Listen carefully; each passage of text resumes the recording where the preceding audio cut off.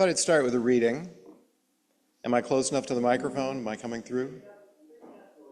It won't come up.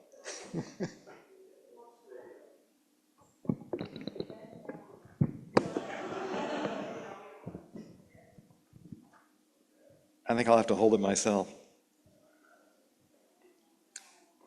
So a little over a year ago,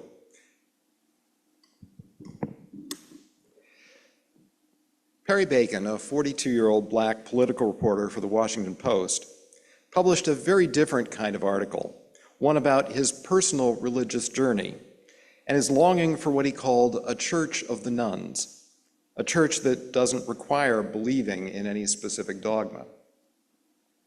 The article is long enough to be a sermon on its own, so I'll summarize.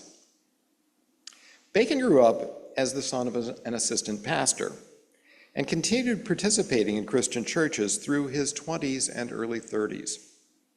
Despite his theological doubts about Christianity, he stayed faithful because he believed in the values that his church promoted.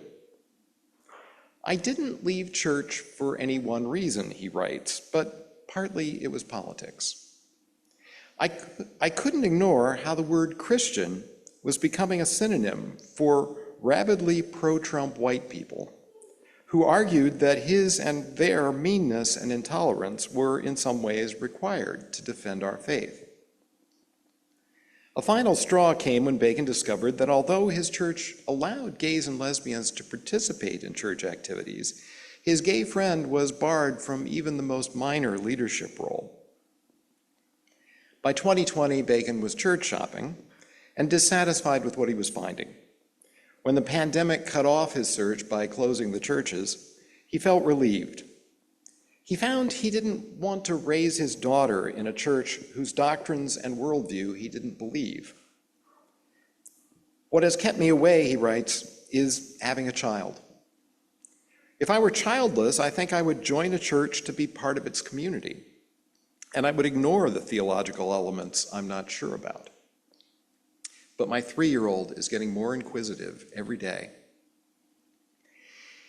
He knows about Unitarian Universalism, but Unitarian churches I have attended had overwhelmingly white and elderly congregations and lacked the wide range of activities for adults and kids found at the Christian congregations that I was part of.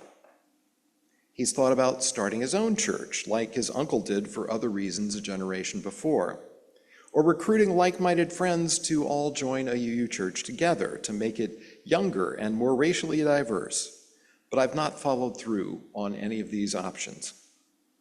Instead, he has drifted into other forms of weekly community, his neighborhood's farmer's market, and a happy hour for local journalists. Those activities allow him to meet people, but he still senses a church-sized hole in his life and in the larger society as well. Kids need places to learn values such as forgiveness. Young adults need places to meet a potential spouse. Adults with children need places to meet with other parents.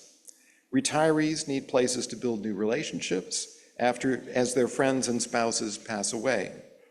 Our society needs places that integrate people across class and racial lines. Newly woke Americans need places to get practical weekly advice about how to live out the inclusive anti-racist values they committed to during the Trump years. There are lots of organizations trying to address these needs, but strong churches could address them all. It's strange to me that America, particularly its left-leaning cohort, is abandoning this institution as opposed to reinventing it to align with our 2023 values.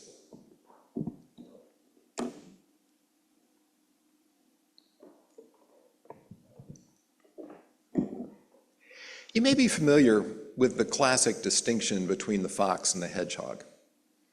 The fox, the adage says, knows many things, but the hedgehog knows one big thing. Now, ordinarily, I give hedgehog talks.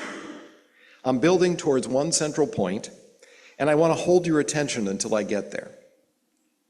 But this is a fox talk. There are a number of ideas that may send your thoughts down a sidetrack. Some of you are probably still thinking about the opening words or something Perry Bacon said.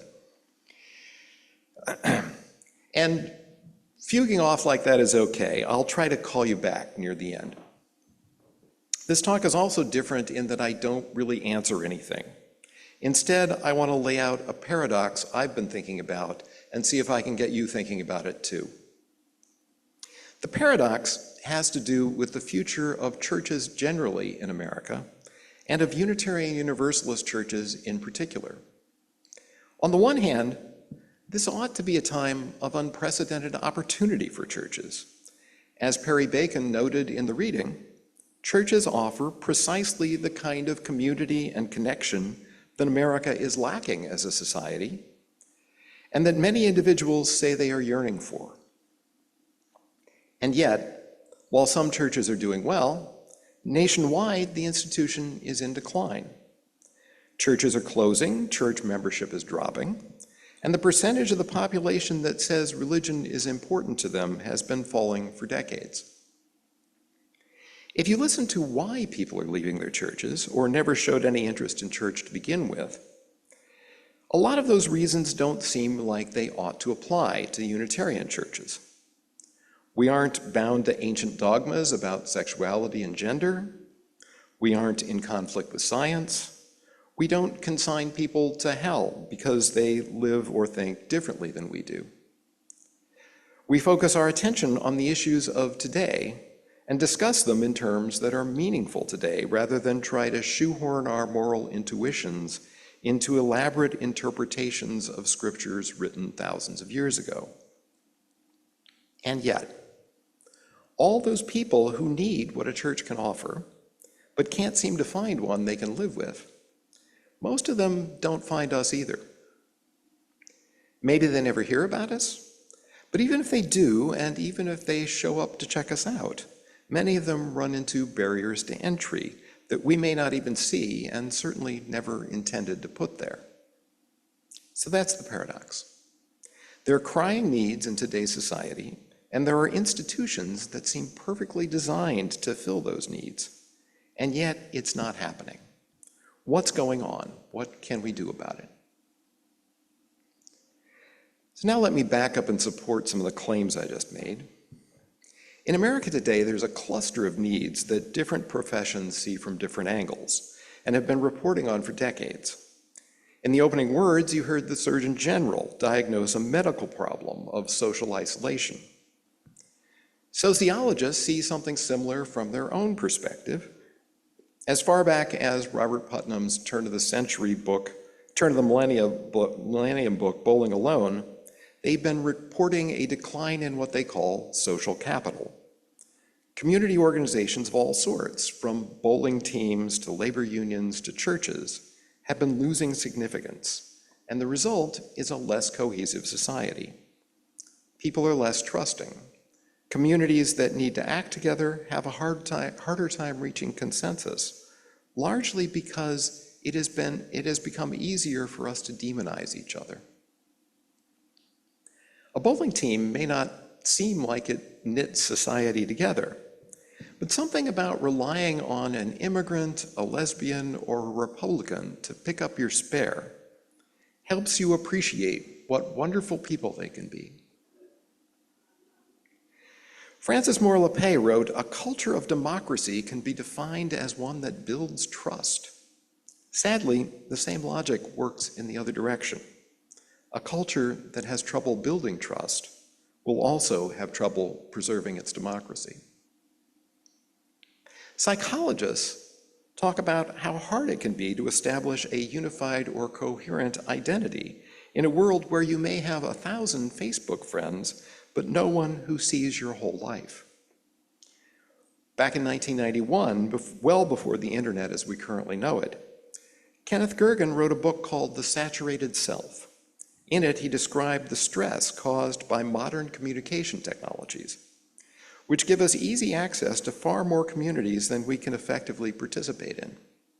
Each community has its own ideals and its own vision of how a good person lives. Beset with all these conflicting goals, the postmodern individual feels perpetually inadequate. Fast forward 33 years, and individuals have become more and more atomized. It's no longer just that you're one person at home and another person at work. Your work persona may have become more narrow. Because when you meet primarily over Zoom, you no longer share coffee breaks with your colleagues or go out for a beer after work. Online communities are even more fragmenting.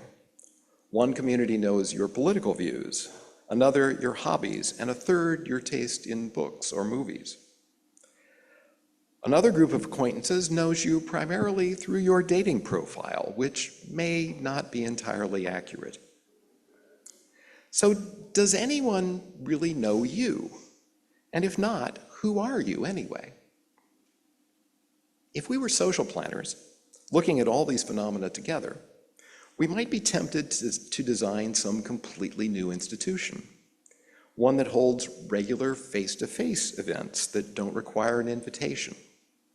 People could show up alone or come with their full household, come regularly or only once in a while. At these gatherings, people might do simple things together, maybe sing songs or listen to music or a short talk. These communal events could conclude with a chance to chat over coffee and cookies. How much better it would be if our new institution also encouraged you to show up as your whole self, and not just as some narrowly focused set of interests or beliefs or attitudes. And better still, if it fulfilled all those needs that Perry Bacon listed and helped you teach your children values that run deeper than making money or getting famous or buying the latest products. Wouldn't it be great if there were such a thing? Somebody should invent it. And yet, in their book, Beyond Doubt, The Secularization of Society, sociologists Isabella Casselstrand, Phil Zuckerman, and Ryan Krager say that somewhere between 6,000 and 10,000 churches close down every year. In 1998, 62% of Americans answering a survey said that religion was very important to them. In 2023, only 39% did. And it's not that people don't know churches are out there. The two Christian pastors who authored The Great Dechurching estimate that 40 million Americans used to attend church at least once a month and now go less than once a year. The study they commissioned found that no theological tradition, age group, ethnicity, political affiliation, education level, geographic location, or income bracket has been immune from this trend. The Great Dechurching goes into some detail about why people are leaving churches, again from a survey and not just reflecting the author's possibly biased intuitions. Some reasons are specific to particular denominations. The Catholic Church's clergy sexual abuse scandal certainly disillusioned a lot of members. Young people have been leaving evangelical churches for largely the political reasons Perry Bacon described. They can't reconcile the message of Christian love and compassion with the harsh and often hateful positions their churches take in the culture wars, or understand how loving Jesus can lead to voting for Trump. We may not feel that these issues apply to us, but there is a more general lesson. Members begin to fall away when they sense hypocrisy in their churches.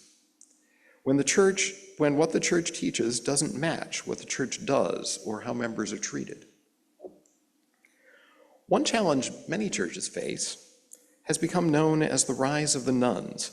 The percentage of the population reporting their religious affiliation as none has grown from 6% in 1991 to almost 30% in 2022. Many churches don't know what to do with that trend. The whole point of a Baptist or Catholic church is to gather up all the Baptists or Catholics in a town, not to socialize seekers who balk at reciting a creed. UUs, though, tend to see the rise of the nones as an opportunity rather than a problem. Not sure what you believe something but don't know what label to put on it? Welcome, you'll fit right in. But nones present a challenge for us too. We know what to do with nuns like Perry Bacon, people who were raised in another faith, got disillusioned, and now report a church-sized hole in their lives. Lots of us got here that way. I was raised Lutheran. My wife was raised Catholic. That kind of journey is familiar to us. But as more and more parents leave the churches they were born into, more and more children are growing up without a church. As adults, those children may discover exactly the same needs in their lives as Perry Bacon, but to them, it won't look like a church-sized hole. To them, church is an old-timey thing Grandma and Grandpa did, and it's not a plausible solution to their social isolation. So lifelong nuns won't walk in our door church shopping. Someone will need to meet them where they are and communicate to them that church is a reasonable thing to do. We're not used to making that case. And even if they do walk in the door, even if they join, they may be slow to grasp how all this works.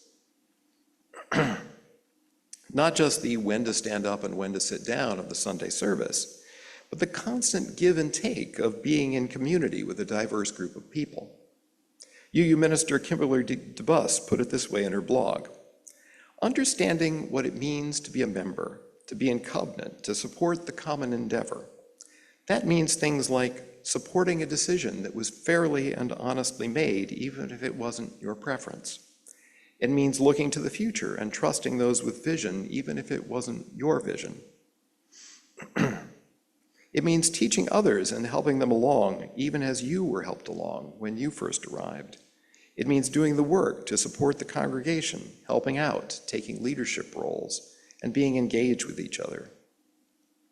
Most UU churches are not set up to be an adult's first church. When adults walk into their first church, everything seems to happen by magic. It takes a while to understand that nothing happens unless someone does it, and nothing is paid for unless someone contributes. If you express a need and it isn't instantly satisfied, that doesn't necessarily mean that people don't like you or don't want you to feel welcome. No one is born knowing this stuff, and we used to count on other churches to teach it to people who would eventually show up here. But we're going to have to start teaching that ourselves. And then there's the problem that Bacon himself exemplifies. People like him aren't joining our churches because people like him aren't joining our churches. Many UU churches have a bootstrapping problem, racially, generationally, and across divides we may not even be aware of. Waiting for Perry Bacon to show up and bring his community with him is probably not a viable outreach strategy, but I'm not sure what exactly is. And if he did show up with a cohort of friends, younger, darker, hoping to change the church to better serve their needs, what then? Would we see them as an opportunity or a threat? We come here now because we're happy now. And new members, especially new members different from us, might change things. How will we preserve what we need without sending away people whose needs are different? And then there's the challenge churches always face, whether they're growing or shrinking. How do we make the cost-benefit balance work? How do we reach out to more people without burning out the people who are already here? Having raised the cost-benefit issue, I have to mention a challenging question Christian writer Jake Meador posed in The Atlantic. In our busy 21st century lives, we may think we need a church that expects less of us. But what if what we really need is a church that expects more of us? One that calls us to transform our busy life rather than just squeeze church into it. Contemporary America, he writes, simply isn't set up to promote mutuality, care, or common life. Rather, it is designed to maximize individual accomplishment as defined by professional and financial success. Such a system leaves precious little time or energy for forms of community that don't contribute to one's professional life. Workism reigns in America, and because of it, community in America, religious community in particular, is a math problem that doesn't add up. He continues, The problem in front of us is not that we have a healthy, sustainable society that doesn't have room for church. The problem is that many Americans have adopted a way of life that has left us lonely, anxious, and uncertain of how to live in community with other people. I know how exhausting church responsibilities can be, so I don't want to press the ask more idea too hard, but think about it, chew it over for a while. So I've described a lot of challenges, but not all churches are failing. I only stop by a couple of times a year, but everything I've seen at this church lately looks encouraging. My own church in Massachusetts recently came out the other side of a rough patch. Our minister of 31 years retired just as COVID was getting going. A lot of members decided this was a fine time to take an extended vacation from church, and we wondered if they would ever come back. But our search committee did a good job finding a new minister, and the congregation seems to be on the upswing again. Just a block away, though, is the Congregational Church that split with us back in the 1800s. They also have a fine old building and a long history intertwined with the history of the town. But their membership is aging and shrinking. I hear rumors of difficult meetings where they discuss whether they can keep their building or hold on to their staff. Every church in that position has to worry about a downward spiral. Maybe the programs you need to cut to balance the budget are precisely the investments that would draw in new people and turn things around. The next town over from mine has another UU church with a distinguished history. They got Ralph Waldo Emerson's old pulpit when First Church in Boston remodeled. It's kind of a rush to stand behind Emerson's pulpit. But the last time I did, the church couldn't afford a minister, and the choir was about half the attendance. One of my friends ministered to another UU church a little over an hour from Boston. I spoke there a few times. They have a lovely sanctuary that decades ago could hold hundreds, but they can't afford to heat it in the winter, so we met in a side room with a couple of dozen chairs. In short, the future can go either way. And having invoked Emerson, I have to pass on one of my favorite enigmatic Emerson quotes. "This time, like all times, is a very good one, if we but know what to do with it." So why am I bringing this up today? What am I hoping you take away from this talk?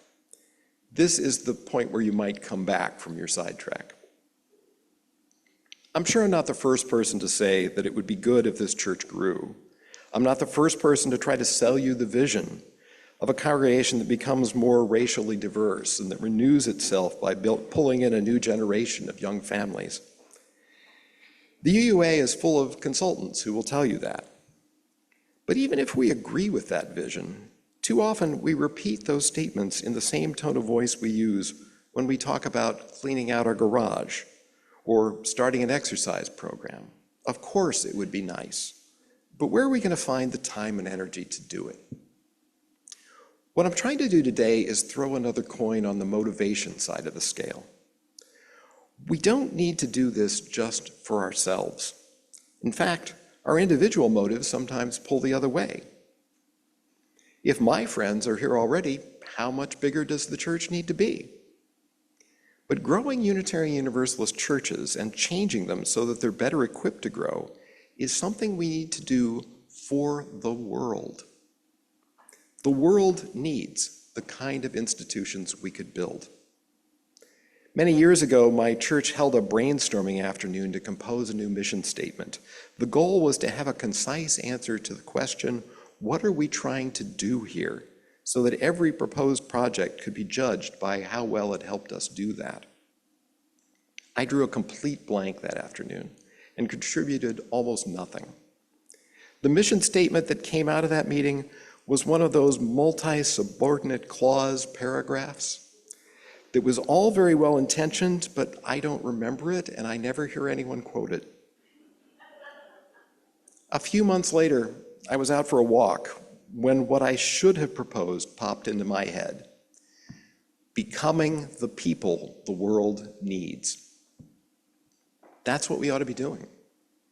The world needs thoughtful, committed, compassionate, truth-seeking people.